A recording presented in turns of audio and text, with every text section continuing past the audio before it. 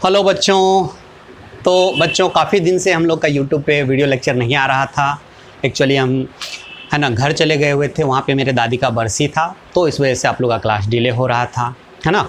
तो फिर से हम लोग आ गए हैं, और फिर से अब जो है यूट्यूब पे वीडियो लेक्चर हर रोज़ आप लोग का अपलोड होते रहेगा, और प्लस गूगल मीट पे भी हम लोग डिस्कशन क्लास लेते रहेंगे। याद रखेंगे कि गूगल मीट पे तो सब बच्चे जो हैं गूगल मीट ऐप जो है आप लोग डाउनलोड कर लेंगे, और फिर जैसे ही आप लोग डाउनलोड कर लेते हैं फिर हम लिंक भेज देंगे और उस पर हम लोग डिस्कस करते रहेंगे, और यूट्यूब पे वीडियो लेक्चर डालेंगे और गूगल मीट पे हम लोग डिस्कस करेंगे।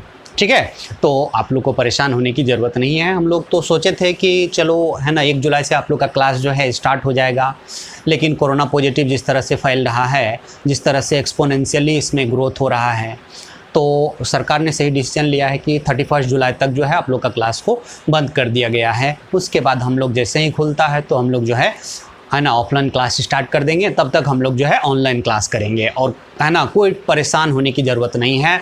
हम लोग ऑनलाइन क्लास में अच्छे तरीके से समझेंगे, है ना। आप यूट्यूब पे है ना वीडियो देखेंगे, उसका डिस्कशन हम लोग गूगल मीट पे करेंगे, है ना, और क्वेश्चन भी देंगे बनाने के लिए, है ना। क्वेश्चन भी बनाना है और हर बच्चे से हम चेक भी करेंगे, है ना, हर बच्चे को भेजना भी है ना। तो आप लोग को अब परेशान होने की ज़रूरत नहीं है। आप लोग जो है कोरोना से बच के भी रहना है, और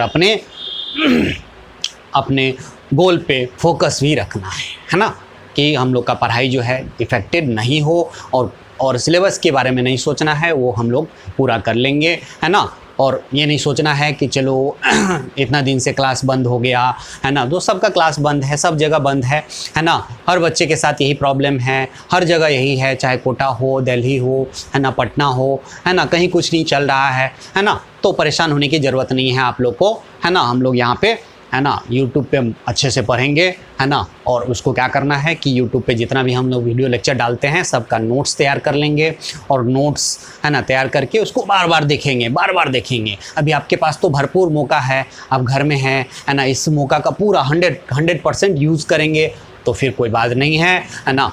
आपका अगले साल जब आप लोग का जब जेईई मेन एडवांस का एग्ज़ाम होगा और बोर्ड का भी एग्ज़ाम होगा तो उसमें अच्छा करना है, क्योंकि अभी आपके पास भरपूर टाइम है, आप घर पे हैं, और इस समय का एकदम जितना से ज़्यादा हो सके आप लोग यूज़ करें। ठीक है, तो चलिए हम लोग स्टार्ट करते हैं, है ना। लास्ट क्लास में हमने पढ़ा था रिफ्रैक्शन स्टार्ट किया था, refraction at the plane surface. तो चलिए एक बार हम लोग पीछे जितना क्लास है ना, पीछे का वीडियो लेक्चर जो हमने किया था, है ना, पिछले वीडियो लेक्चर में जो पढ़ा था उसको हम लोग एक बार रिकॉल कर लेते हैं। तो चलिए हम लोग लास्ट वीडियो लेक्चर में हमने स्टार्ट किया था रिफ्रैक्शन में हमने सबसे पहले क्या देखा था, रिफ्रैक्टिव इंडेक्स। क्या देखा था, रिफ्रैक्टिव इंडेक्स। ठीक है, रिफ्रैक्टिव इंडेक्स, है ना, या इसी को हम लोग क्या बोलते हैं, एब्सोल्यूट रिफ्रैक्टिव इंडेक्स। किसका निकलता है, तो मीडियम का, है ना, मीडियम का निकालते हैं हम लोग एब्सोल्यूट रिफ्रैक्टिव इंडेक्स, है ना। तो होता क्या है, इसको हम लोग डिनोट क्या चीज़ से करते हैं, म्यू से। क्या होता है ना, speed of light in vacuum upon speed of light in that medium. इसको क्या बोलते हैं, speed of light in vacuum, और इसको हम लोग क्या बोलेंगे, speed of light in that medium. ठीक है, तो आपका ये है रिफ्रैक्टिव इंडेक्स, है ना, जिस मीडियम का निकालना है। और आप जानते ही हैं speed of light in vacuum में क्या होता है, 3 × 10⁸ मीटर पर सेकेंड होता है, और मीडियम में, है ना, जिस मीडियम का आपको रिफ्रैक्टिव इंडेक्स निकालना है उस मीडियम में स्पीड, लाइट की स्पीड जो होगा वो हम लोग यहाँ पे डिवाइड कर देंगे, तो इस तरह से हमारा रिफ्रैक्टिव इंडेक्स आ जाएगा। ठीक है, उसके बाद हमने पढ़ा था रिलेटिव रिफ्रैक्टिव इंडेक्स। ठीक है, तो रिलेटिव कैसे कब निकालेंगे हम लोग, जब आपको 2 मीडियम दिया हुआ है ना, एक मीडियम का रिफ्रैक्टिव इंडेक्स दूसरे के रिलेटिव क्या होगा, इसको हम लोग ऐसे लिखते हैं, refractive index of medium first with respect to medium second. ऐसे भी लिखेंगे या नहीं तो ऐसे भी लिखेंगे, refractive index of medium first with respect to second. है ना, बराबर क्या होता है ना, बोलेंगे refractive index of medium first with respect to medium second, है ना, क्या होगा μ1 अपॉन μ2 होता है। ठीक है, उसी तरह से यदि आपको दे दे कि refractive index of second with respect to first, second medium का रिफ्रैक्टिव इंडेक्स फर्स्ट के रिस्पेक्ट में क्या होगा, तो बोलेंगे refractive index of medium second upon refractive index of medium first. ठीक है, और आपने देखा कि refractive index of medium first with respect to second क्या होता है μ1 अपॉन μ2। तो दोनों में क्या रिलेशन होगा बच्चा, ये दोनों में देख रहे हो, ये दोनों एक दूसरे का क्या है, रेसिप्रोकल है। तो याद रखेंगे बच्चा यहाँ पे refractive index of second with respect to first बराबर क्या हो जाएगा 1 upon refractive index of first with respect to second, है ना, दोनों एक दूसरे का क्या होता है, रेसिप्रोकल होता है ना, तो याद रखेंगे। इसके बाद हमने देखा था लॉ ऑफ रिफ्रैक्शन, है ना, लॉ ऑफ रिफ्लेक्शन, है ना, law of refraction. Law of refraction हमने क्या देखा था, ध्यान देंगे, law of refraction, law of refraction. ठीक है, लॉ ऑफ रिफ्रैक्शन में हमने क्या देखा था कि है ना, रिफ्रैक्शन होगा तो उसके लिए क्या होता है, दो मीडियम होनी चाहिए। मान लो मीडियम फर्स्ट है और ये मीडियम सेकेंड है, इसका रिफ्रैक्टिव इंडेक्स μ1, इसका रिफ्रैक्टिव इंडेक्स μ2 है। कोई लाइट इंसिडेंस हो रहा है यहाँ पे, है ना, ये आपका क्या हो गया इस जगह पे, normal at the point of incidence. और मान लो कि ये मीडियम है ना डेंसर है और ये रेरर है, तो डेंसर से रेरर में जाता है तो मान लो नॉर्मल से दूर जा रहा है सपोज दैट, इसको क्या बोलेंगे, एंगल ऑफ इंसिडेंस, ये एंगल ऑफ रिफ्रैक्शन, है ना। तो पहला तो बोलता है क्या चीज़ कि incident ray, normal at the point of incidence और रिफ्रैक्टेड रे तीनों जो है एक ही प्लेन में होगा। याद रखेंगे, incident ray, normal at the point of incidence और रिफ्रैक्टेड रे तीनों एक ही प्लेन में होगा। समझ में आया बच्चा, मतलब तीनों के तीनों क्या होगा, कोप्लानर होगा। कोप्लानर मतलब कोई भी चीज़ यदि एक ही प्लेन में हो तो उसको हम लोग कोप्लानर बोलते हैं। चलिए, और दूसरा क्या था जो इम्पोर्टेंट है, स्नेल्स लॉ। स्नेल्स लॉ, है ना, स्नेल्स लॉ क्या है, तो मान लेते हैं कि है ना, इस मीडियम का रिफ्रैक्टिव इंडेक्स μ1 है और इसमें एंगल क्या है I, और दूसरे वाले मीडियम का रिफ्रैक्टिव इंडेक्स μ2 है और इसमें एंगल क्या है R। तो ऐसे लिखेंगे कि μ1 साइन I बराबर μ2 साइन R, है ना। ठीक है, ऐसे याद रखेंगे। ठीक है, जो मीडियम उस मीडियम में एंगल और दूसरा मीडियम तो दूसरे मीडियम का एंगल, है ना, क्या करना है, μ1 साइन I बराबर μ2 साइन R। मान लेते हैं ढेर सारा मीडियम, ढेर सारा मीडियम, ठीक है, ढेर सारा मीडियम मान लेते हैं, इससे रे आया, यहाँ पे रिफ्रैक्शन हुआ, फिर यहाँ पे रिफ्रैक्शन हुआ, फिर यहाँ पे रिफ्रैक्शन हुआ और फिर यहाँ पे रिफ्रैक्शन हुआ। ठीक है, तो एक यहाँ पे, एक यहाँ पे, एक यहाँ पे, एक यहाँ पे। ठीक है, तो मान लेते हैं यहाँ पे है ना, ऊपर वाले मीडियम का रिफ्रैक्टिव इंडेक्स μ1, μ2, μ3, μ4, μ5, है ना। तो मान लेते हैं ये एंगल जो है यहाँ पे क्या बन रहा है, θ1, ये वाला एंगल क्या बन रहा है, θ2, ये वाला एंगल क्या बन रहा है, θ3, ये वाला एंगल क्या बन रहा है, θ4, ये वाला एंगल क्या बन रहा है, θ5। ठीक है, तो क्या करेंगे हम लोग, है ना, एक बार यहाँ पे स्नेल्स लॉ लगाएंगे, एक बार यहाँ लगाएंगे, एक बार यहाँ लगाएंगे, एक बार यहाँ लगाएंगे, तो डायरेक्ट हम लोग लिखते हैं क्या होगा, μ1 साइन θ1, ये है ना, ये मीडियम इसका एंगल, ये मीडियम इसका एंगल, ये मीडियम इसका एंगल, ये मीडियम इसका एंगल, ये मीडियम इसका एंगल, है ना। तो μ1 साइन θ1 बराबर μ2 साइन θ2 बराबर μ3 साइन थीटा, है ना, 3 बराबर μ4 साइन θ4 बराबर μ5 साइन θ5। ठीक है, तो ये आपका क्या था, लॉ ऑफ रिफ्रैक्शन, जिसमें दो टाइप का हमने दो लॉ पढ़ा, लॉ ऑफ रिफ्रैक्शन दो टाइप का, है ना। एक क्या था आपका, incident ray, normal at the point of incidence और रिफ्रैक्टेड रे तीनों आपका एक ही प्लेन में होगा, और स्नेल्स लॉ। चलिए, इसके बाद हमने देखा था एपरेंट डेप्थ, है ना, हम लोग एपरेंट डेप्थ हमने निकालना सीखा था, है ना। तो चलिए हम लोग एपरेंट डेप्थ को फिर से एक बार समझ लेते हैं, है ना, रिकॉल कर लेते हैं। अभी लिखने की ज़रूरत नहीं है, ये हमने लास्ट क्लास में पढ़ा ही था, है ना, इसमें हमने नोट्स भी करवा दिए हैं। चलिए एक बार हम लोग सारा बात को एक बार, एपरेंट डेप्थ, है ना, एपरेंट डेप्थ है ना, एपरेंट डेप्थ। मान लेते हैं कि आपका ये मीडियम फर्स्ट है और ये मीडियम सेकेंड है। मान लेते हैं ऑब्जेक्ट कोई यहाँ पे है, ये ऑब्जेक्ट है, ठीक है।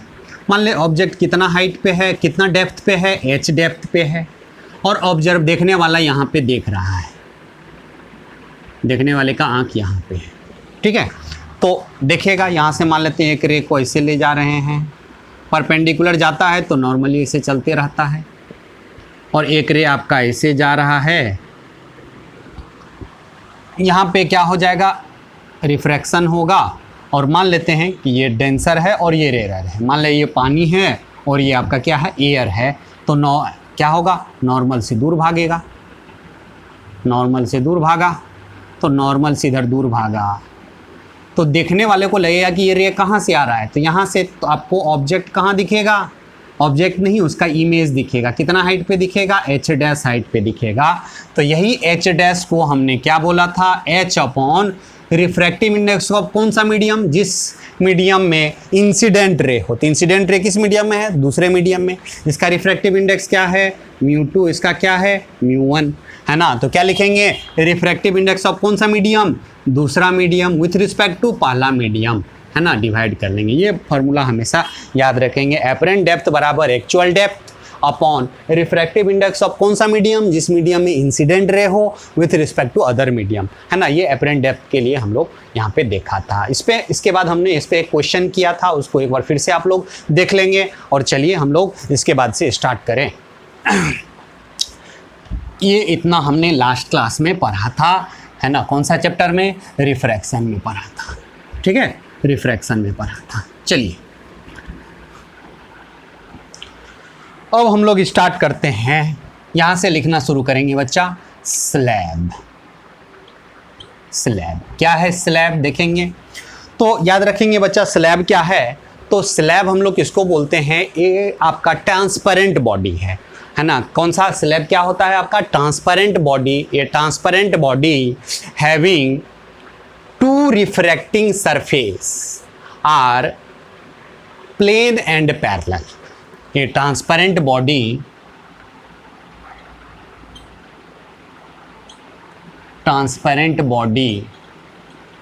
Having two refracting surface are plane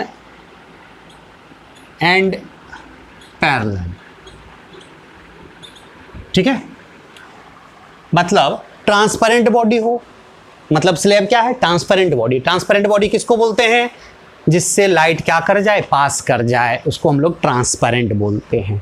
तो आपका स्लैब कैसा होगा, ट्रांसपेरेंट बॉडी, मतलब उससे लाइट आपका पास कर जाएगा, पहली बात, है ना। जिसके पास क्या हो, दो, है ना, रिफ्रैक्टिंग सरफेस हो, एटलीस्ट दो तो हो, दोनों क्या हो आपका, दो रिफ्रैक्टिंग सरफेस हो और दोनों प्लेन हो और एक दूसरे के पैरेलल हो, तो उसको हम लोग स्लैब बोलेंगे, याद रखेंगे, है ना। यदि आपका पैरेलल नहीं हुआ तो वह स्लैब नहीं कहलाएगा, तब उस कंडीशन में उसको हम लोग प्रिज्म बोलते हैं। क्या बोलते हैं, प्रिज्म बोलते हैं, याद रखेंगे। स्लैब तब बोलेंगे जब रिफ्रैक्टिंग सरफेस आपका प्लेन पैरेलल हो, प्लेन भी हो और पैरेलल हो, और वही प्लेन और पैरेलल नहीं हो करके, है ना, पैरेलल नहीं होगा तो कुछ ऐसे हो जाएगा, कुछ एंगल पे बेंड कर जाएगा, है ना, तो उसको हम लोग क्या बोलेंगे बच्चा, प्रिज्म बोलते हैं। तो यहाँ पे याद रखेंगे। अभी हम लोग स्लैब देख रहे हैं एग्जाम्पल के तौर पे।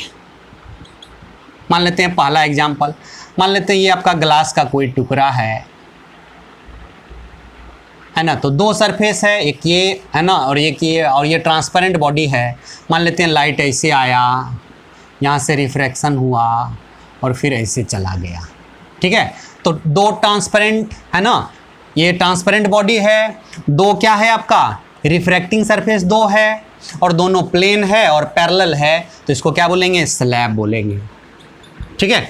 चलिए दूसरा एग्जाम्पल हम लोग देखते हैं। मान लेते हैं एक आपका इस टाइप का कोई सरफेस है, मान लेते हैं लाइट ऐसे गया, यहाँ से रिफ्रैक्शन हुआ और फिर ऐसे चला गया। तो है ना, रिफ्रैक्शन कितने सरफेस से हुआ, दो सरफेस से, और दोनों क्या है आपस में, प्लेन है और पैरेलल है, तो इसको क्या बोलेंगे बच्चा, स्लैब बोलेंगे।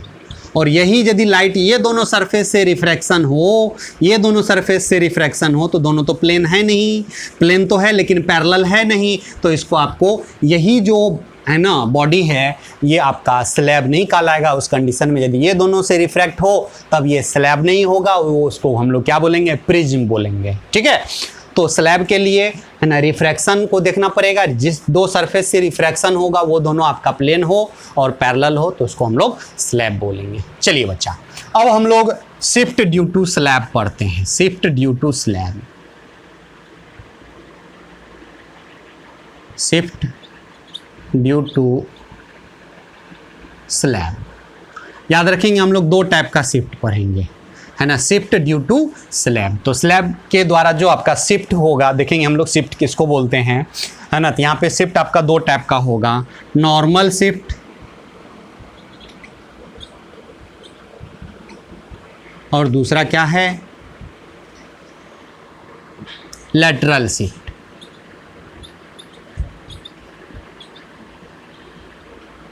नॉर्मल शिफ्ट और लैटरल शिफ्ट, तो याद रखेंगे आपका दो टाइप का शिफ्ट हो गया, नॉर्मल शिफ्ट, दूसरा क्या है, लैटरल शिफ्ट। ठीक है, तो चलिए हम लोग बारी बारी से स्टार्ट करें, नॉर्मल शिफ्ट और लैटरल शिफ्ट। जल्दी से इसको पॉज करके फटाफट लिख लेंगे बच्चा, जल्दी से लिखेंगे बच्चा।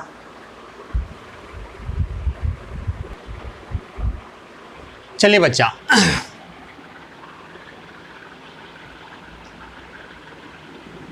नॉर्मल शिफ्ट क्या है, तो लिखेंगे shift along normal to the refracting surface, normal to the refracting surface is known as normal shift. Normal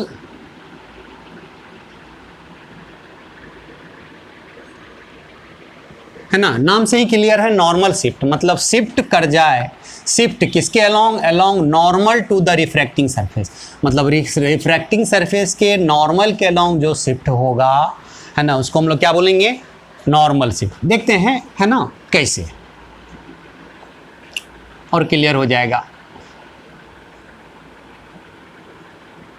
मान लेते हैं कि ये इसका नॉर्मल है, ठीक है, ये आपका इसका नॉर्मल है, ठीक है बच्चा।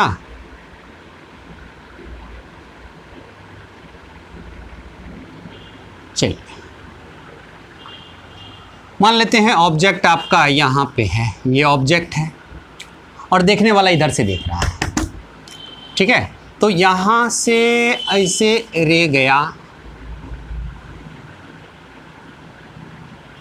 मान लेते हैं इधर के मीडियम, इधर का मीडियम का रिफ्रैक्टिव इंडेक्स μ1 है, ये स्लैब जो है इसका μ2 है और इधर का भी μ1 है, मतलब मान लेते हैं इधर एयर है, इधर आपका ये ग्लास का स्लैब है और इधर भी एयर है, इसका रिफ्रैक्टिव इंडेक्स μ1 μ2 और है ना μ1, ठीक है। अब देखेंगे बच्चा, अब यहाँ से क्या होगा बच्चा,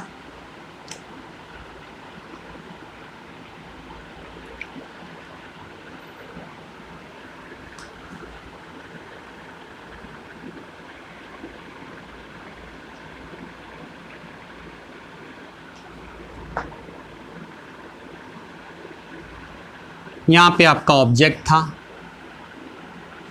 यहाँ से रिफ्रैक्शन होगा, तो रिफ्रैक्शन होगा तो ये नॉर्मल की तरफ थोड़ा सा बेंड करेगा और फिर यहाँ पे आएगा तो ये नॉर्मल से दूर भागेगा, ठीक है। अब ये वाले रिफ्रैक्टिंग सरफेस के लिए, पहला रिफ्रैक्टिंग सरफेस के लिए है ना, पहला रिफ्रैक्टिंग सरफेस के लिए है ना, यहाँ पे एक बार रिफ्रैक्शन हुआ तो लगेगा कि ये जो रे है कहाँ से आ रहा है, एक रे तो ऐसे चला जाएगा, चलिए नॉर्मली हमने ले लिया, तो नॉर्मली है तो ऐसे चला जाएगा, कोई दिक्कत नहीं है ना। नॉर्मल है ना, किसी सरफेस पे यदि कोई पेयर ऑफ मीडियम पे यदि नॉर्मल फॉल होता है तो अनडेविएटेड वो पास कर जाता है, हम लोग रिफ्रैक्शन में पढ़ चुके थे, इंपॉर्टेंट पॉइंट में हमने लिखा दिया, तो यहाँ पे नॉर्मली गया तो चला गया, कोई दिक्कत नहीं। मान लेते हैं ये ए है और ये आपका बी है, अब इस रिफ्रैक्टिंग सरफेस के लिए लगेगा कि है ना, ये जो रे है ये कहाँ से आ रहा है, यहाँ से आ रहा है, I1 से आ रहा है। कहाँ से, I1 से, ठीक है। अब यहाँ पे जो है, अब इस रिफ्रैक्टिंग सरफेस से रिफ्रैक्शन के बाद यहाँ जो है ना, कोई ऑब्जर्वर यदि देख रहा है कि ऑब्जेक्ट कहाँ है, तो इसको लगेगा कि ये रे कहाँ से आ रहा है,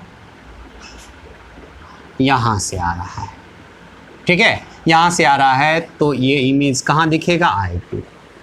मतलब पहले रिफ्रैक्टिंग सरफेस के लिए यहाँ पे रिफ्रैक्शन के बाद आपका लगेगा रे कहाँ से आ रहा है, I1 से आ रहा है, ठीक है, I1 से आ रहा है। और दूसरे रिफ्रैक्टिंग सरफेस के बाद रिफ्रैक्शन के बाद जो रे जा रहा है वो लगेगा कहाँ से आ रहा है, I2 से। तो यहाँ से कोई देखने वाला यदि ऑब्जर्वर होगा, यहाँ से कोई देखने वाला यदि ऑब्जर्वर होगा जो देख रहा होगा किसको, ओ को, तो ओ को देख रहा है तो ओ का इमेज दिखेगा उसको, क्योंकि है ना, ये देखने वाला को लगेगा ये दोनों जो रिफ्रैक्टेड रे है, रिफ्रैक्टेड रे कहाँ से आ रहा है, यहाँ से आ रहा है। तो उसको ऑब्जेक्ट कहाँ दिखेगा, I2 पे, है ना, I2 पे दिखेगा। तो ऑब्जेक्ट यहाँ पे था, लेकिन स्लैब के वजह से ये आगे शिफ्ट कर गया। कितना से शिफ्ट कर गया, डेल्टा x से शिफ्ट कर गया। इसी शिफ्ट को किसके अलोंग, नॉर्मल के अलोंग, इसी शिफ्ट को डेल्टा x को हम लोग यहाँ पे क्या बोलेंगे, डेल्टा x जो यहाँ पे है वो क्या है, नॉर्मल शिफ्ट है, नॉर्मल शिफ्ट, ठीक है। हमने क्या किया देखेंगे बच्चा, यहाँ पे रे ऐसे गया, चूँकि ये रेरर मीडियम है और ये डेंसर, तो डेंसर से रेरर से डेंसर में जाता है तो नॉर्मल की तरफ बेंड किया, तो लग रहा है कहाँ से आ रहा है, यहाँ से। तो इस रिफ्रैक्टिंग सरफेस के लिए है ना, ये वाले रिफ्रैक्टिंग सरफेस यदि होगा, है ना, तो आपका लगेगा ये रे कहाँ से आ रहा है, I1 से आ रहा है, यहाँ से आ रहा है, ठीक है। और फिर यहाँ पे एक बार और रिफ्रैक्शन होगा, 2 बार रिफ्रैक्शन हो रहा है। तो रिफ्रैक्शन के बाद ये इसको हम लोग क्या बोलेंगे, ये इंसिडेंट रे, ये इसको बोलेंगे रिफ्रैक्टेड रे, और ये बाहर निकल गया तो इसको हम लोग इमर्जेंट रे बोलते हैं, है ना, ठीक है, इमर्जेंट रे बोलते हैं इसको, इमर्जेंट, इसको इंसिडेंट रे, है ना, यहाँ पे, और ये रिफ्रैक्टेड रे, और ये बाहर निकल गया तो इसको हम लोग इमर्जेंट रे बोलते हैं, ठीक है। चलिए कोई बात नहीं।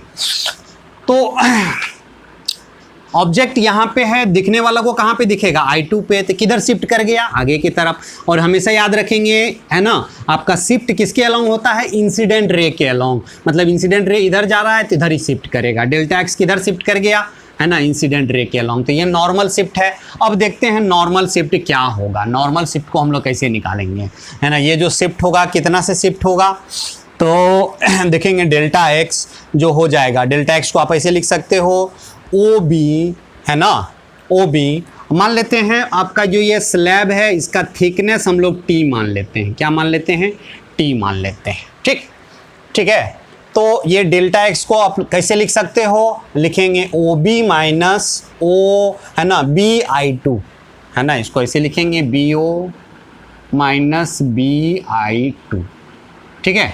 और BO क्या हो जाएगा आपका, देखेंगे BO क्या हो जाएगा, BO को लिख सकते हैं OA प्लस AB, इसको लिख सकते हैं OA या AO plus AB minus BI2।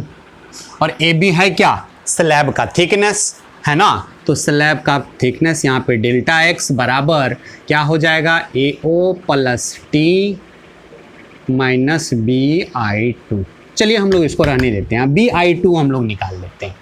BI2 क्या होगा, BI2 हम लोग निकालते हैं, BI2, ठीक है।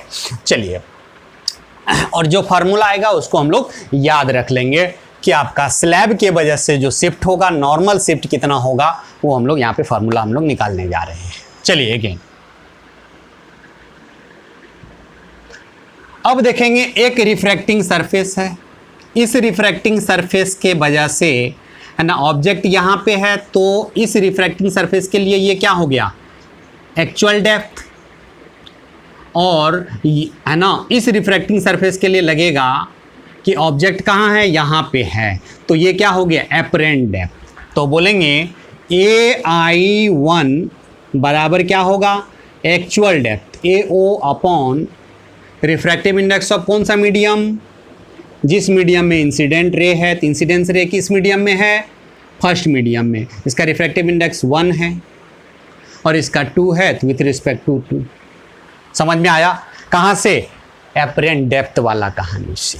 एक रिफ्रैक्शन यहाँ हो रहा है, ये पेयर ऑफ मीडियम है, तो एपरेंट डेप्थ तो ये इस रिफ्रैक्टिंग सरफेस के लिए यहाँ पे रिफ्रैक्शन हो रहा है, यहाँ से कोई ऑब्जेक्ट है ना, कोई ऑब्जर्वर देखेगा तो ये ऑब्जेक्ट कहाँ दिखाई देगा? यहाँ पे दिखाई देगा। यदि इसके अंदर ग्लास के अंदर घुस करके आप देखेंगे तो ये ऑब्जेक्ट जो है, आपको ऑब्जेक्ट नहीं देख करके उसका इमेज दिखेगा, तो दिखेगा I1। तो ये क्या हो गया?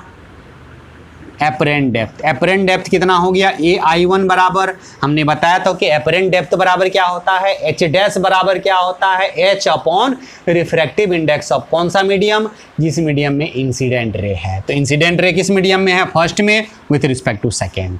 सिमिलरली एंड चलिए अब हम लोग निकालते हैं BI2। ठीक है, BI2 क्या होगा? BI2 देखेंगे BI2 क्या होगा। BI2, अब ये पेयर ऑफ मीडियम के लिए, ये पेयर ऑफ मीडियम के लिए, ठीक है, ये पेयर ऑफ मीडियम के लिए यहाँ पे ऑब्जेक्ट कहाँ दिख रहा है? I1 पे। तो एक्चुअल डेप्थ क्या हो गया? BI1 और एपरेंट डेप्थ क्या हो गया? BI2। क्योंकि यहाँ से रिफ्रैक्शन के बाद आपको ऑब्जेक्ट लग रहा है कि कहाँ है? I2 पे, है ना, और यहाँ पे थे तो ऑब्जेक्ट कहाँ लग रहा था? I1 पे, है ना। तो BI2 बराबर क्या हो जाएगा? BI1 upon refractive index of कौन सा मीडियम? जिसमें इंसिडेंट है। इस रिफ्रैक्शन के लिए इंसिडेंट रे तो हो गया किस मीडियम में है? दूसरा मीडियम में, विथ रिस्पेक्ट टू अदर। तो रिफ्रैक्शन यहाँ से हो गया तो पहला मीडियम से, तो refractive index of 2 with respect to first हो जाएगा। समझ में आया? है ना। जैसे कि आप ग्लास के अंदर हैं तो यही जो है ऑब्जेक्ट कहाँ दिखेगा? यहाँ पे, ठीक है। और फिर यहाँ से फिर रिफ्रैक्शन हुआ, यदि यहाँ पे रह करके आप देखेंगे ग्लास से होते हुए तो ऑब्जेक्ट यहाँ नहीं, कहाँ दिखेगा? यहाँ दिखेगा।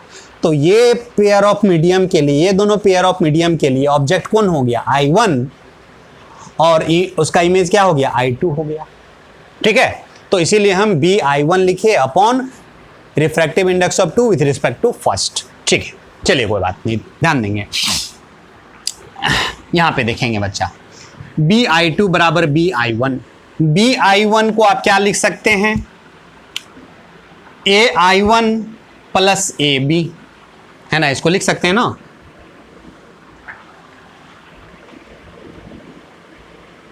अच्छा, इसको हम लोग ऐसे लिख लेते हैं AO, और इसको यदि ऊपर भेज दें तो रेसिप्रोकल होके क्या हो जाएगा? Refractive index of 2 with respect to first हो जाएगा। चलिए, BI2 बराबर क्या हो गया? BI1 upon refractive index of 2 with respect to first. BI1 को क्या लिखेंगे? BI1 को AI1 प्लस AB क्या है? T है, तो क्या लिखेंगे? AI1 plus T upon refractive index of 2 with respect to first. ठीक है, चलिए ठीक है। तो देयरफॉर आपका BI2 जो हो गया AI1 का यहाँ से वैल्यू आ चुका है AO into refractive index of 2 with respect to first. क्या लिखेंगे? AO into refractive index of 2 with respect to first plus T upon refractive index of 2 with respect to 1। अब इसको अलग अलग कर लेते हैं तो ये दोनों कट जाएगा, तो क्या हो जाएगा बच्चा? AO plus T upon refractive index of 2 with respect to 1। Refractive index of 2 with respect to 1। ठीक है, चलिए BI2 का वैल्यू आ गया। यहाँ पे BI2 का वैल्यू रख देंगे तो डेल्टा x मतलब नॉर्मल शिफ्ट आपका आ जाएगा। तो चलिए बच्चा, इतना तक आप लोग पॉज करके फटाफट लिखेंगे, है ना, फटाफट आप लिखेंगे। ठीक है, चलिए इसको हम लोग थोड़ा सा मिटाते हैं।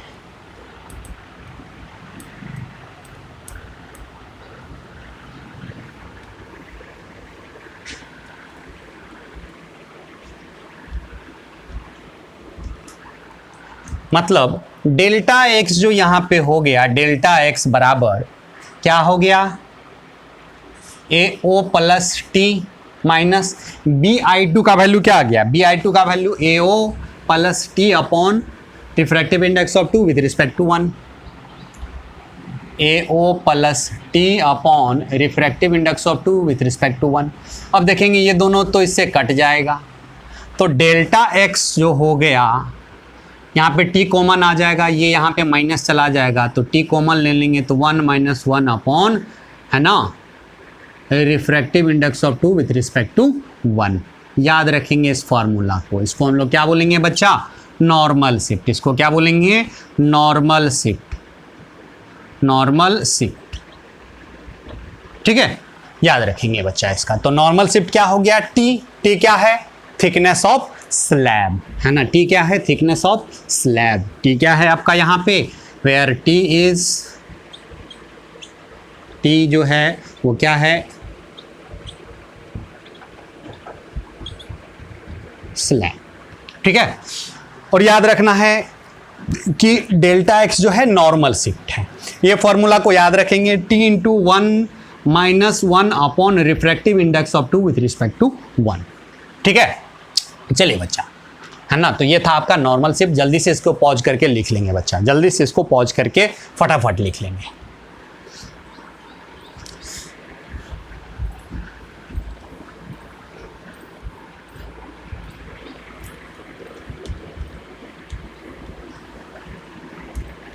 ये तो आपका एक्सप्लेनेशन है, इसका फॉर्मूला याद रखना है ना, इसका फॉर्मूला याद रखेंगे। मान लेते हैं आपका ये स्लैब है,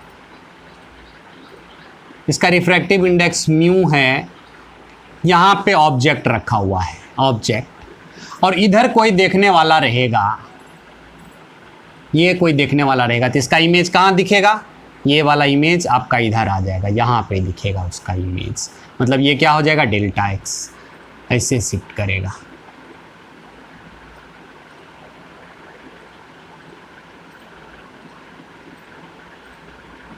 ठीक है, तो इसको यहाँ पे डेल्टा एक्स किधर शिफ्ट करेगा, जिधर इंसिडेंट रे जाएगा उधर ही शिफ्ट करेगा। याद रखेंगे, इंसिडेंट रे किधर गया, इधर गया, तो शिफ्ट किधर होगा, उसी के तरफ। तो ये आपका डेल्टा एक्स बराबर क्या हो जाएगा, यहाँ पे शिफ्ट जो है वो क्या हो जाएगा, टी, टी जहाँ पे क्या है, थिकनेस, है ना, into 1 upon 1 minus 1 by mu. ठीक है, फॉर्मूला को याद रखेंगे। किधर शिफ्ट करेगा, है ना, एक स्लैब को क्रॉस करेगा, ऑब्जेक्ट कितना आगे शिफ्ट कर जाएगा, डेल्टा एक्स। दूसरा स्लैब को शिफ्ट करा, फिर डेल्टा एक्स, फिर तीसरा मान लेते हैं स्लैब को शिफ्ट, है ना, तीसरा स्लैब आ गया तो कितना शिफ्ट करेगा, डेल्टा एक्स। तो ये होते रहेगा, है ना। जैसे ही आपका एक स्लैब्स, है ना, आगे में आप रख देते हैं, इंसिडेंट रे के आगे में एक स्लैब रख देते हैं, है ना, तो वो जो है आपका कितना से शिफ्ट कर जाएगा, डेल्टा एक्स से। डेल्टा एक्स बराबर क्या हो जाएगा, T into 1 minus 1 by mu हो जाएगा। तो ये इस तरह से हम लोग याद रखेंगे। किधर शिफ्ट करेगा, जिधर आपका इंसिडेंट रे जा रहा है, जिधर आपका इंसिडेंट रे जा रहा है उधर ही शिफ्ट करेगा। कितना शिफ्ट करेगा, है ना, इसको T into 1 minus 1 by mu shift करेगा। चलिए ठीक है, इसको एकदम याद रखेंगे, एकदम जुबान पे होनी चाहिए बच्चा, क्वेश्चन में बहुत यूज होगा आपका, है ना। चलिए फटाफट इसको लिख लीजिए बच्चा।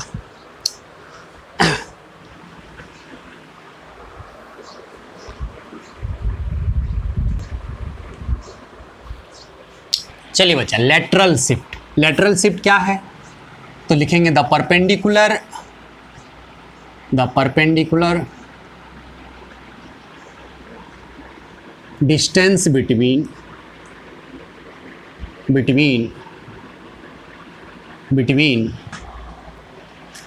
Incident ray and emergent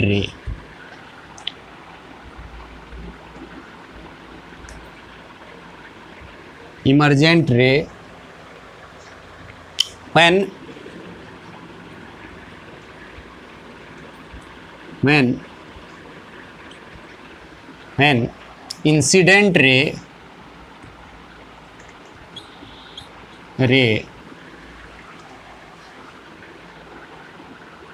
when incident ray is incident on slab,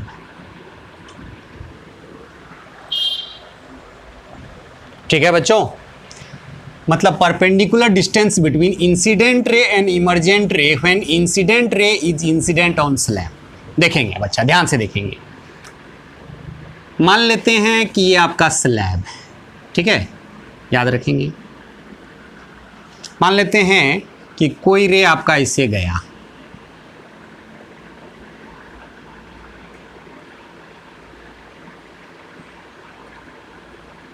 यहाँ नॉर्मल खींचेंगे। अब ये रेयर मीडियम है और ये डेंसर मीडियम है, तो किधर बेंड करेगा?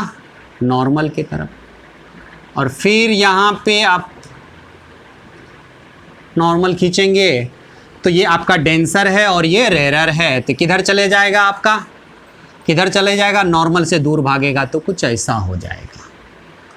इसको हम लोग क्या बोलेंगे? Incident ray.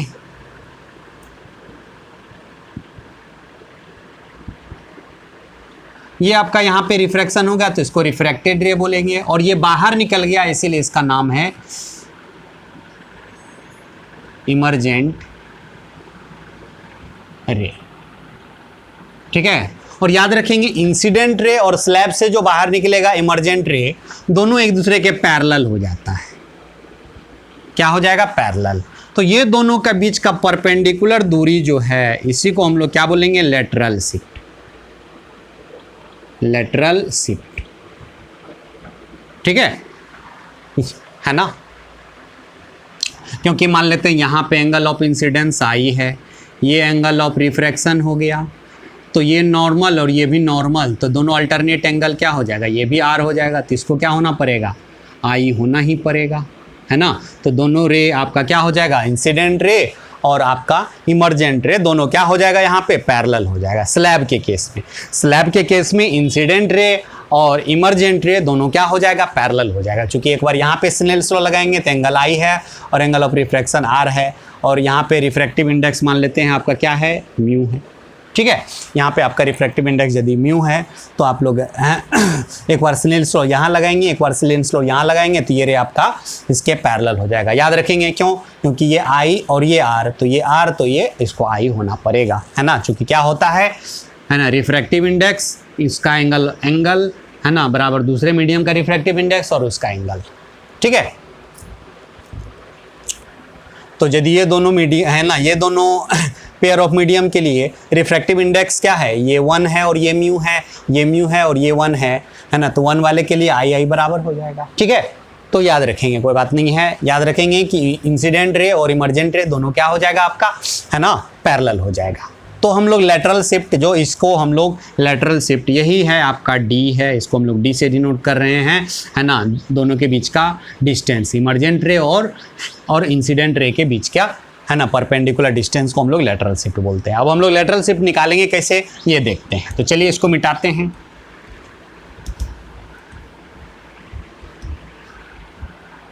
लेटरल शिफ्ट हम लोग कैसे निकालेंगे? कुछ नहीं, बहुत ही आसान है।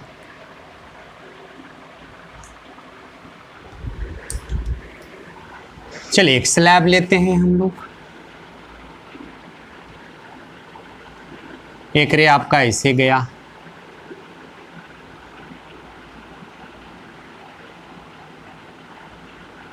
ठीक है,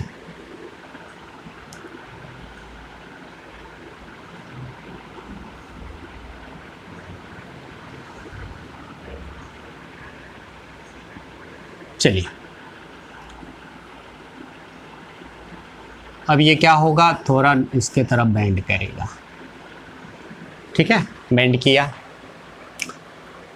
और इसके बाद फिर आप यहाँ पे नॉर्मल खींचेंगे।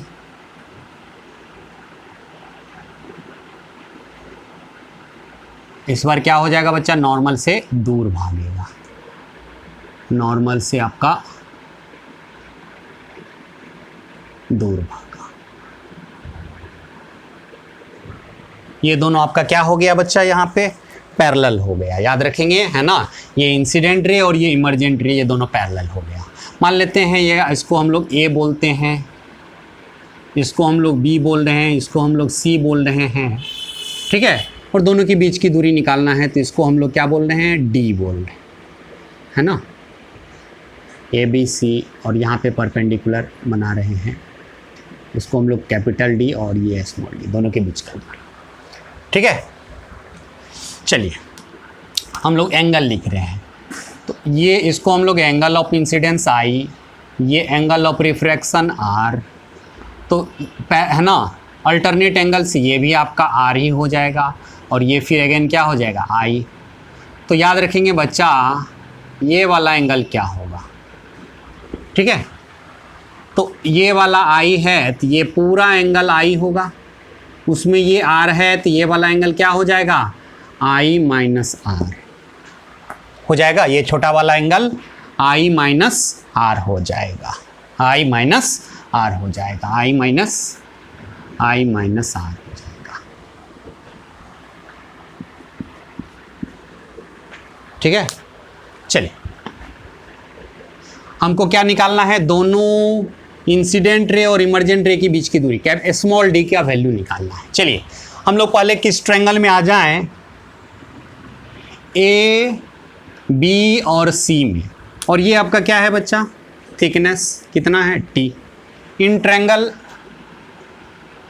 ट्रायंगल ए बी सी में ये आर है, ए बी सी ए वाला ट्रायंगल में, ठीक है ए बी सी। तो कॉस आर बराबर क्या हो जाएगा,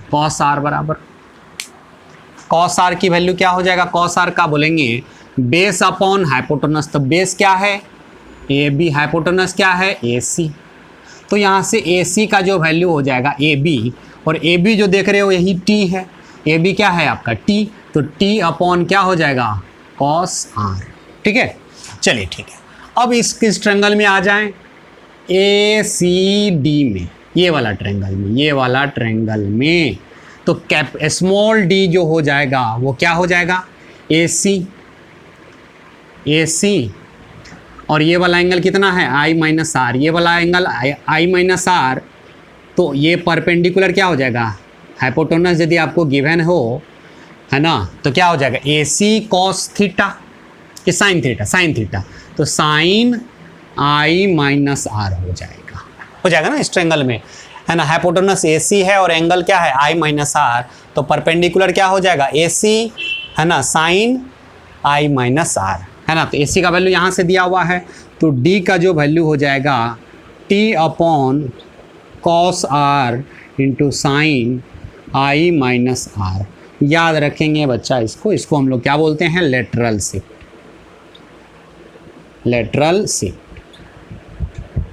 ठीक है। कुछ नहीं किए हैं, ये वाला ट्रायंगल ले लिए हैं। कौन सा ट्रायंगल,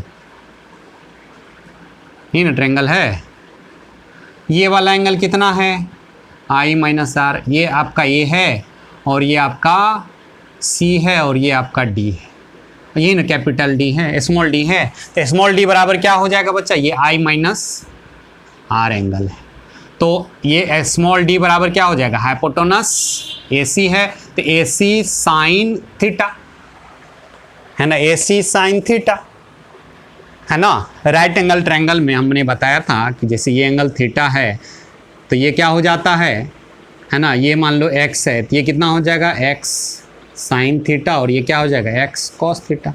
उसी तरह से यहाँ पे हम लोग किए हैं, तो लेटरल शिफ्ट हमारा निकल गया, है ना। तो लेटरल शिफ्ट क्या हो गया, इंसिडेंट रे और इमर्जेंट रे के बीच का परपेंडिकुलर दूरी जो होगा वही आपका कहलाएगा लेटरल शिफ्ट। तो चलिए फटाफट इसको लिख लेंगे बच्चा पॉज करके, और आगे हम लोग इस पे क्वेश्चन करने वाले हैं। तो चलिए फटाफट लिख लीजिए बच्चा।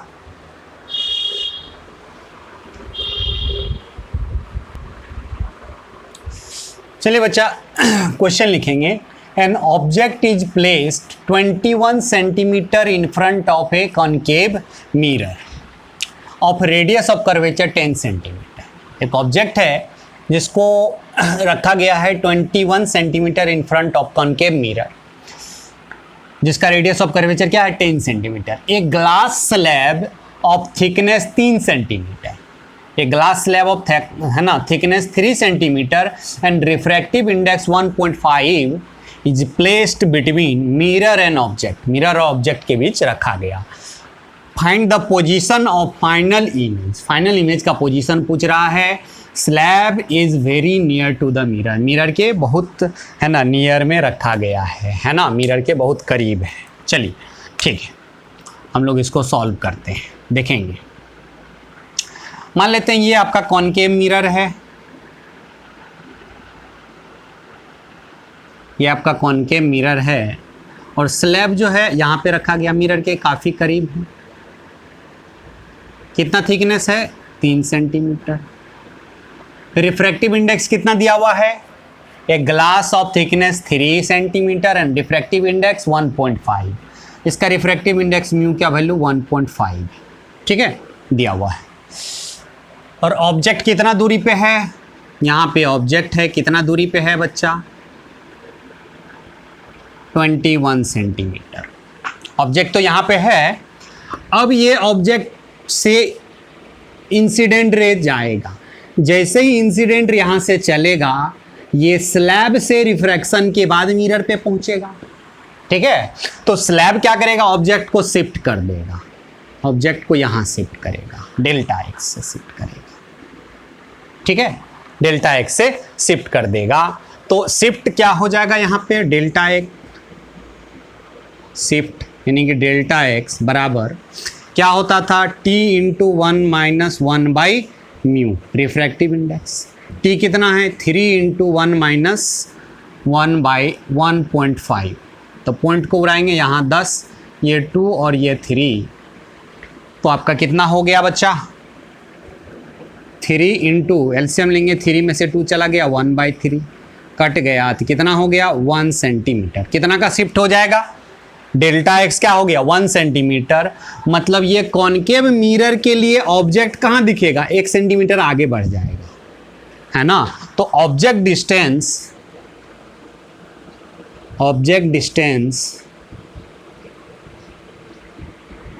With respect to concave mirror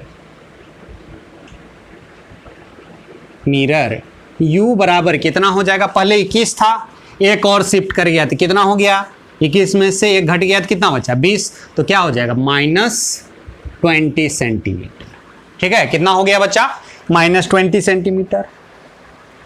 अब इसका रेडियस ऑफ कर्वेचर कितना दिया हुआ है, r बराबर कितना दिया हुआ है, क्योंकि कॉनकेव मिरर का रेडियस ऑफ कर्वेचर तो निगेटिव होता है ना। रेडियस ऑफ कर्वेचर 10 सेंटीमीटर दिया हुआ है तो -10 centimetre.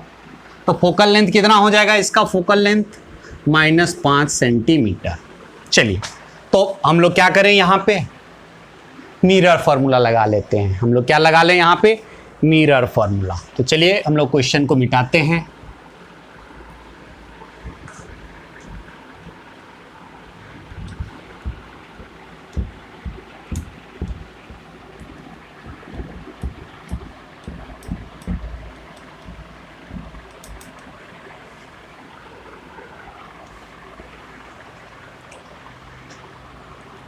by mirror formula,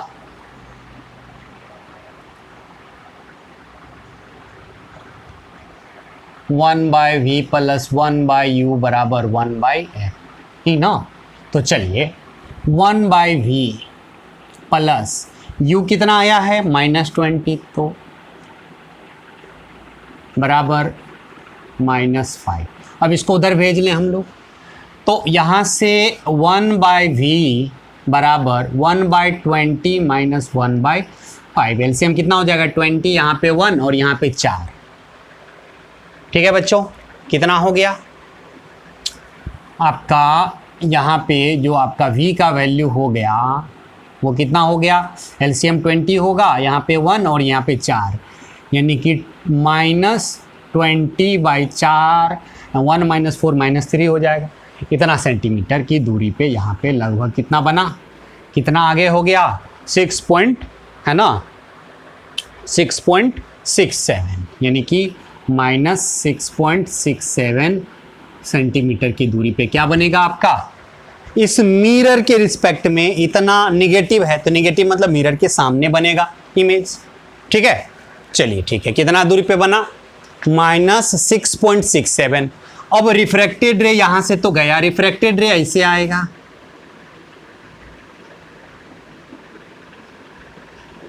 image बनना चाहिए यहां, लेकिन फिर इस सरफेस से क्या होगा, इस स्लैब से अगेन फिर रिफ्रैक्शन होगा और फिर इसको ये शिफ्ट कर देगा, यहाँ से कितना यहाँ ले आएगा, फिर अगेन यहाँ पे शिफ्ट कर दिया, यहाँ पे फिर अगेन डेल्टा एक्स शिफ्ट किया, तो इमेज आपका फाइनल इमेज जो बनेगा, फाइनल इमेज ये आई पे बना है ना, जहाँ पे इमेज बन रहा था कॉनकेव मिरर के द्वारा, ये फिर स्लैब क्या किया, इसको शिफ्ट कर गया। कितना शिफ्ट किया, डेल्टा एक्स का वैल्यू कितना है 1 सेंटीमीटर। तो यदि स्लैब नहीं होता तो 6.6 है ना 6.67 सेंटीमीटर की दूरी पे इमेज बनता, लेकिन उसको है ना इंसिडेंस इधर से रे आ रहा है उधर ही शिफ्ट करता है, तो 1 सेंटीमीटर फिर इधर शिफ्ट कर दिया तो इसमें 1 सेंटीमीटर जुट जाएगा। Therefore position of final image, position of final image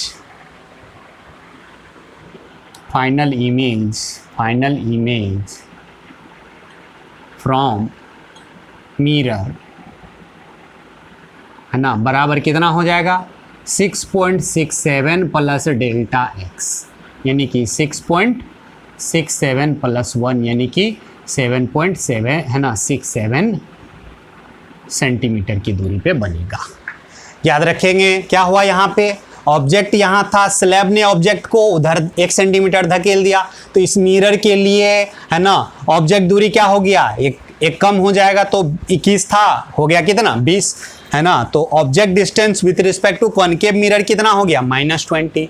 अब इमेज बनाया, कॉनकेव मिरर इमेज बनाया, तो इमेज कितना दूरी पे बना 6.67 सेंटीमीटर की दूरी पे है ना। यहाँ से आया रे और यहाँ पे इमेज बन रहा था, लेकिन स्लैब ने इसको फिर 1 सेंटीमीटर आगे शिफ्ट कर दिया। हमेशा जिधर से रे आ रहा है उधर ही शिफ्ट करता है, तो उधर शिफ्ट कर दिया, तो ये पहले 6.67 में एक जुट जाएगा, तो क्या हो जाएगा 6.67 प्लस 1 यानी कि 7.67 सेंटीमीटर। तो इस बात को ध्यान में रखेंगे, स्लैब आने से हर चीज है ना शिफ्ट कर जाता है ना, डेल्टा एक्स से शिफ्ट कर जाता है। किधर की तरफ शिफ्ट करेगा, जिधर रे जा रहा है, रे इधर जा रहा है इधर शिफ्ट करेगा, रे इधर जा रहा है इधर शिफ्ट करेगा, जिधर रे जा रहा है उधर ही शिफ्ट करेगा है ना। परेशान होने की जरूरत नहीं है। डेल्टा एक्स की जो वैल्यू होगा वो क्या होगा t × 1 है ना 1 - 1/μ होता है। तो जल्दी से फटाफट इस क्वेश्चन को लिख लेंगे और इसको अच्छे तरीके से समझेंगे बच्चा। इस क्वेश्चन को 2 बार 3 बार बनाएंगे, एकदम बहुत ही है ना बढ़िया क्वेश्चन है बच्चा है ना। क्या हुआ है ये, इसको 2-3 बार फिर से आप लोग बनाएंगे। चलिए बच्चा जल्दी से इसको फटाफट पॉज करके लिख लेंगे बच्चा।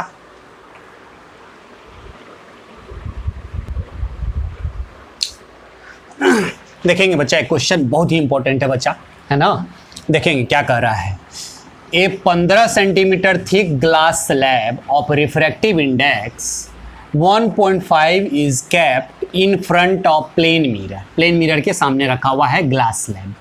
Find the position of image का पोजीशन बताना है किसके relative to mirror as seen by the observer through glass slab when a point object is kept in air है ना at a distance of 40 centimetre from mirror से 40 centimetre की दूरी पे एयर में ऑब्जेक्ट यदि रखा हो तो उसका इमेज का पोजीशन मिरर के रिलेटिव क्या होगा ये बताना है। चलिए बच्चा क्या कह रहा है क्वेश्चन, मान लेते हैं ये आपका मिरर है, ये क्या है बच्चा आपका मिरर है, ठीक है। और यहाँ पे आपका एक बड़ा सा स्लैब रखा हुआ है ना, कितना थिक है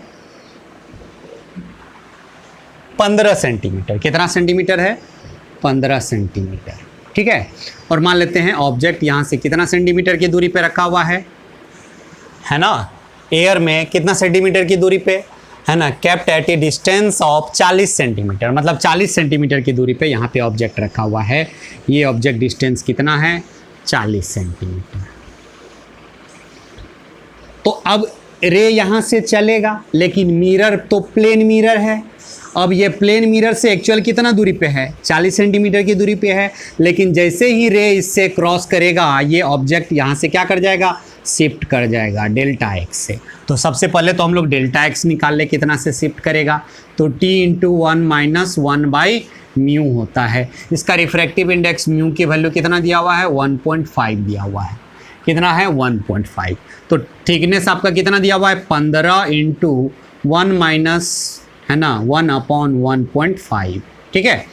तो चलिए इसको हम लोग यहाँ से 10 कर लें, ये आपका 2 और ये आपका 3 है ना। तो यहाँ पे क्या हो गया बच्चा 15 इंटू 1/3, ये 5, यानी कि शिफ्ट कितना का हुआ, 5 सेंटीमीटर का।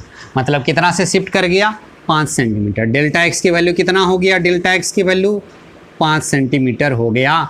मतलब इस मिरर के लिए ऑब्जेक्ट कितना दूरी पे हो गया, पहले 40 पे था, अब कितना दूरी हो गया मिरर के लिए, 40 में से 5 चला गया 35, है ना। तो चलिए, तो एक्चुअल में इमेज आपका कितना दूरी पे बनेगा, उतना ही दूरी पे बनेगा इमेज। मान लेते हैं ये ऑब्जेक्ट था, इस ग्लास स्लैब से गया तो ऑब्जेक्ट यहाँ शिफ्ट कर गया, मान लेते हैं I1। अभी इस I1 का इमेज इस मिरर के द्वारा कितना बना, I2 बना, ठीक है, I2 बना। अब देखने वाला किधर है, इधर है, देखने वाला इधर है, तो रे आपका देखने वाला के आंख पे इधर इधर रे आना चाहिए उसके, ऐसे रे जाएगा, कुछ ऐसे जाएगा, ऐसे जा रहा है, इमेज यहाँ बन रहा है, तो रे किधर जा रहा है, इधर, तो इधर के ही तरफ फिर क्या हो जाएगा, क्योंकि देखने वाला तो इधर से देख रहा है, स्लैब से देख रहा है, तो फिर इसको इंसिडेंस रे के तरफ क्या करेगा, शिफ्ट करेगा, फिर डेल्टा एक्स करेगा और फाइनल इमेज क्या बनेगा, I2। तो I2 का जो पोजीशन हो गया, ये वाला दूरी कितना हो गया था, 35, ठीक है। चूंकि ये आपका 40 में से 5 चला गया 35, तो 35 सेंटीमीटर की दूरी पे बनेगा। लेकिन इसको फिर अगेन चूंकि ग्लास स्लैब से देख रहा है, तो फिर इसको डेल्टा एक्स शिफ्ट कर देगा, किधर की तरफ, जिधर रे जा रहा है, तो उधर की ही तरफ शिफ्ट करेगा। तो आपका फाइनल पोजीशन जो हो जाएगा मिरर से, वो कितना हो जाएगा, फाइनल पोजीशन मिरर से क्या हो जाएगा, final image distance from mirror,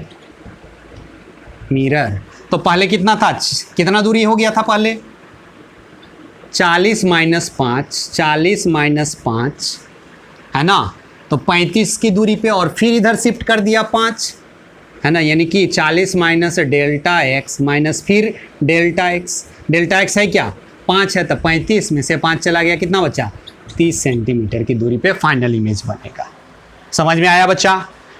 तो फटाफट इसको लिख लेंगे, इसको एक बार फिर से बना लेंगे, है ना। बहुत ही अच्छा क्वेश्चन है ना। जब आपका स्लैब आता है तो याद रखेंगे कितना जगह, एक जगह यहाँ पे ऑब्जेक्ट में शिफ्ट हो गया, फिर इमेज में भी शिफ्ट होगा, क्योंकि रिफ्लेक्टेड रे है ना, इमेज क्या होता है, point of intersection of reflected ray, तो रिफ्लेक्टेड रे इधर जाएगा तो इधर शिफ्ट करेगा, है ना। तो याद रखेंगे स्लैब जब भी आएगा तो रे जिधर जा रहा है उधर के ही तरफ शिफ्ट कर रहा है। ऑब्जेक्ट यहाँ पे है तो इस बार इंसिडेंट रे इधर जा रहा है तो इधर के तरफ शिफ्ट किया।